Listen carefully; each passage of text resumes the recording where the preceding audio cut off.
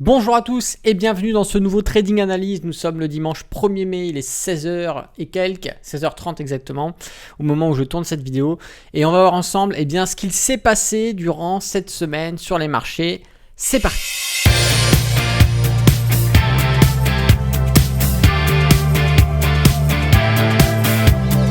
Bonjour à tous, c'est Alexandre, le trader indépendant.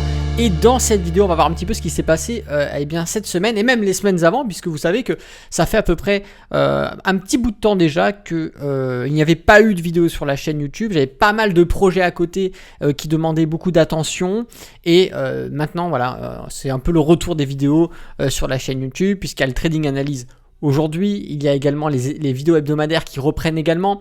Donc voilà, tout ça pour vous dire que les vacances, même si c'est pas vraiment des vacances, sont terminées. Alors, on va partir déjà sur le CAC 40 qui a très bien évolué depuis le dernier Trading Analyse. Et en réalité, ce que je vous disais, on avait des niveaux à peu près sur les 6400, les 6500, exactement aussi les 6600, qui étaient des zones de support-résistance sur lesquelles on pouvait travailler. Et ce qui s'est passé, c'est que en réalité, on a tricoté ces niveaux-là. On a toujours notre droite de tendance ici, qui vient un peu maintenir les prix, puisqu'à chaque fois qu'on vient à son contact, on a des mouvements baissiers. On le voit ici, on a le premier contact, deuxième contact. Ici, on a eu très long contact. Ici, on a fait une sortie avec réintégration et on revient de nouveau en contact. Donc, effectivement, le biais ici, on ne peut pas dire que c'est une reprise haussière sur le CAC 40, etc. On va plutôt avoir affaire à ce qu'on va appeler, vulgairement, un vieux range. Et tant qu'on ne sort pas de ce range, on ne va pas vraiment récupérer une directionnalité. Donc, soit une sortie haussière, soit une sortie baissière, pour pouvoir redonner une évolution sur cet actif, même je dirais sur cet indice. Donc aujourd'hui on est toujours dans le cadre, on va chercher les supports et on les achète si on fait de l'investissement long terme. Voilà, ce sont des niveaux qui sont intéressants.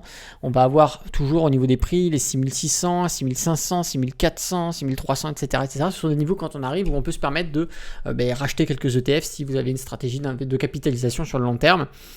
Pour les swing traders, effectivement c'est pas top. C'est pas top parce qu'on est dans un range et en swing trading on n'aime pas trop les ranges, à moins d'aller chercher justement les achats sur les supports du range et de revendre quelques séances après sur les résistances. C'est des choses qu'on peut faire si vous êtes un trader de range.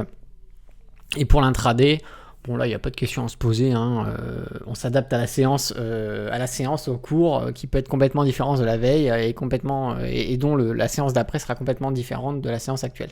Voilà pour qu'il en est sur le CAC 40. On a les indicateurs techniques, RSI, vous voyez, on tricote la zone de neutralité. Donc voilà, c'est typique d'un range.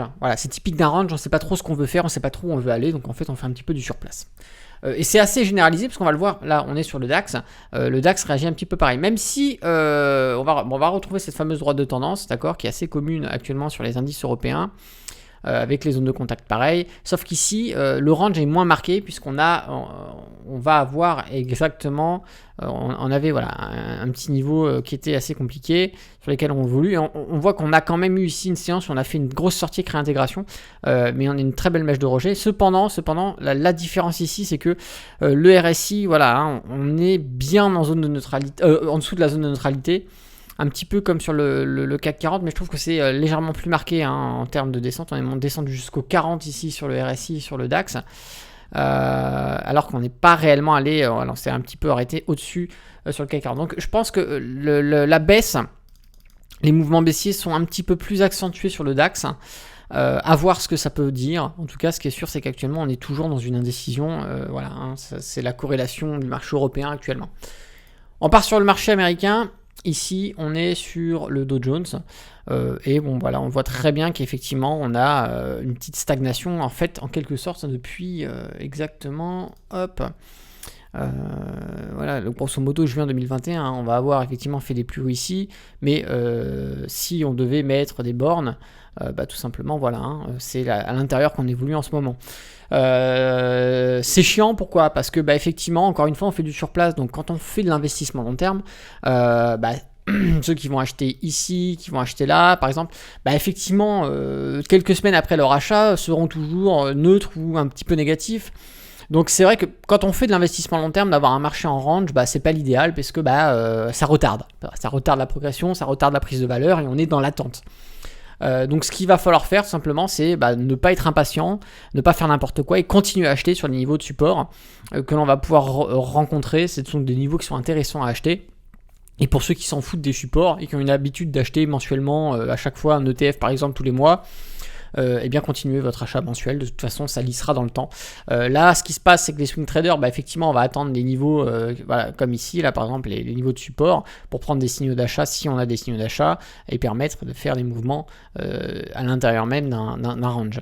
Et pour pareil, encore une fois de l'intraday, on s'en branle, séance haussière, baissière en range, on s'adapte à chaque fois. Ce qu'il en est ici, c'est que on a un petit peu comme sur le marché européen, on a des baisses qui sont assez fortes quand même. On le voit d'ailleurs avec la séance du 22 avril où on a une très belle bougie baissière ici. Et d'ailleurs, les bougies haussières se font timides. On a des bougies baissières qui sont plus fortes, qui donnent plus de force au niveau des points que les bougies haussières. Donc ça, c'est significatif d'un marché qui a envie de vite repartir à la baisse, mais qui quand même se consolide parce qu'il y a des acheteurs derrière. Et ça regrimpe. Ça, on va le retrouver également sur le Nasdaq, mais qui, par exemple, le Nasdaq est un petit peu au DAX, ce qu'est la différence entre le DAX et le CAC 40. Vous savez, le CAC 40, comme je vous disais, à sa façon de réagir, et le DAX est un petit peu plus prononcé sur les baisses. Là, ça va être pareil, le Nasdaq a plus de prononciation sur les baisses dans ses mouvements que le Dow Jones, par exemple. Donc ici, c'est pareil, on va retrouver des niveaux d'accord, sur lesquels on va jouer. Maintenant, encore une fois, on va chercher des supports, on cherche des signaux d'achat sur les supports, on cherche des signaux de vente sur les résistances, on se fait plaisir. Mais ce qui est sûr ici, c'est qu'on ne peut pas dire encore une fois que ça soit sur le CAC 40, sur le DAX, sur le Dow Jones, sur le Nasdaq, c'est la fin de la baisse. Du coup, j'achète comme un porc, je fais all-in. Pour le moment, techniquement, il n'y a pas grand-chose qui l'indique. Peut-être des prémices, ici la petite divergence du RSI, mais c'est le seul élément et encore une fois elle n'est pas validée, donc attention, c'est pas parce qu'on voit ça qu'il faut faire all-in. Voilà, c'est ce que je veux vous dire absolument. On va partir sur le SP500, le SP500 qui présente à peu près la même configuration que le Nasdaq, quelques différences près, on n'a pas les mêmes puissances sur les mouvements, mais on retrouve quand même ce qui est assez généralisé sur le marché des indices, sur le marché tout court, c'est que on a quand même depuis le début d'année, on a des séances baissières qui sont beaucoup plus fortes dans sa globalité que les séances haussières. On va perdre plus de points à la baisse qu'on ne gagne de points à la hausse sur des séances haussières. Donc ça, c'est encore une fois typique d'un marché qui a envie de partir à la baisse, mais on le voit que sur des niveaux, par exemple, ici on a à l'approche des 40 000, d'accord, même des 4100, excusez-moi, et des 4000, on a eu ici à chaque fois des reprises haussières. Donc là, il va falloir voir ce que ça va donner à l'ouverture de la semaine qui arrive. Est-ce qu'on va valider ce support et repartir à la hausse? Est-ce qu'au contraire, on va enfoncer des nouveaux niveaux et aller chercher des supports plus bas? Encore une fois, c'est une possibilité. Donc, pour faire un petit résumé du marché des indices, et après on va passer sur le Bitcoin, pour faire un résumé du marché des indices, que ce soit CAC 40, DAX, Dow Jones, Nasdaq, SP500, on n'a aucun élément encore qui nous dit effectivement c'est une super reprise haussière qu'il va y avoir. Pour l'instant, on est dans une phase de range pour la plupart, et même de baisse vraiment où il y a des gros niveaux de support qui sauvent un petit peu la continuité des mouvements baissiers que l'on va avoir sur les graphiques. Mais rien n'indique encore, à part parfois sur certains indices des divergences, mais rien n'indique encore que c'est une reprise haussière et qu'on va gagner 300, 400, 500, 600 points, 1000 points dans les semaines à venir. Donc encore une fois, prudence, on fait les choses tranquillement, on va chercher les supports pour les investissements long terme. En swing trading, on attend des niveaux pertinents, et en intraday, on s'adapte au jour le jour. Ce sont trois choses complètement différentes, on n'intervient pas de la même façon. Mais voilà, marché en attente globalement, on est toujours dans l'attente. On va partir sur le Bitcoin maintenant. Hop, le Bitcoin. Alors voilà, je me rappelle, il y avait plein de gens quand ça arrivait, qu'on remontait là, qu'on avait tapé les plus bas à peu près sur les 34 000 et qu'on commençait à remonter, on avait repassé les 40 000, tout le monde disait ouais ça y est, il faut faire all-in, il faut acheter, il faut faire all-in.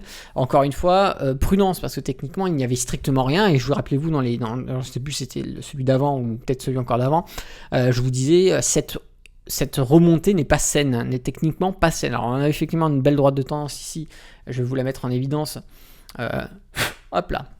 une belle droite de tendance ici qui, voilà, qu'on avait pété. Hop. Et effectivement, c'est sorti forcément, hein, il y a des gens qui l'ont pris, qui l'ont acheté. Donc ça a fait ce que ça a fait, c'est-à-dire une reprise haussière avant d'aller chercher un niveau de support sur lequel on est venu bloquer et sur lequel on a fait une réintégration par la suite.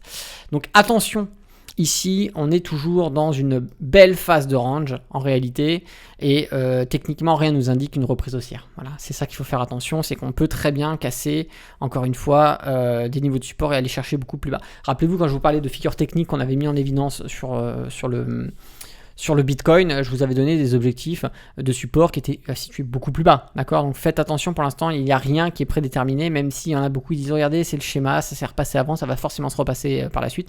Le marché évolue, le marché d'hier n'est pas le marché d'aujourd'hui, et le marché d'aujourd'hui ne sera pas le marché de demain, ça il faut le comprendre. Il faut l'accepter, c'est comme ça. Mais il va falloir surveiller effectivement de savoir ce qu'on va faire. Est-ce qu'on sort de ce range par le bas, par le haut? Est-ce que techniquement ça va être une reprise qui va être saine, soit une reprise du mouvement baissier qui était en cours, qui stagnait, soit un retournement et donc une reprise du mouvement haussier qui avait lieu sur le long terme. Il n'y a que les indicateurs techniques qui pourront nous dire si effectivement c'est sain. Et bien sûr, regardez en second plan pour le trading l'analyse fondamentale, ou alors pour faire de l'investissement long terme, regardez en premier plan l'analyse fondamentale également.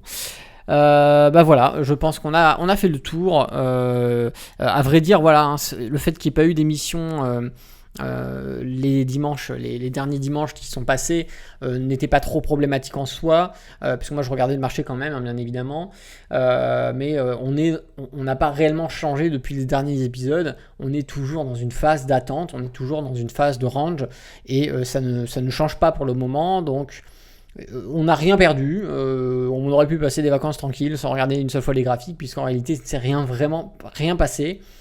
Donc voilà, c'est pépère tranquille. Maintenant, à voir comment ça va évoluer dans les semaines à suivre.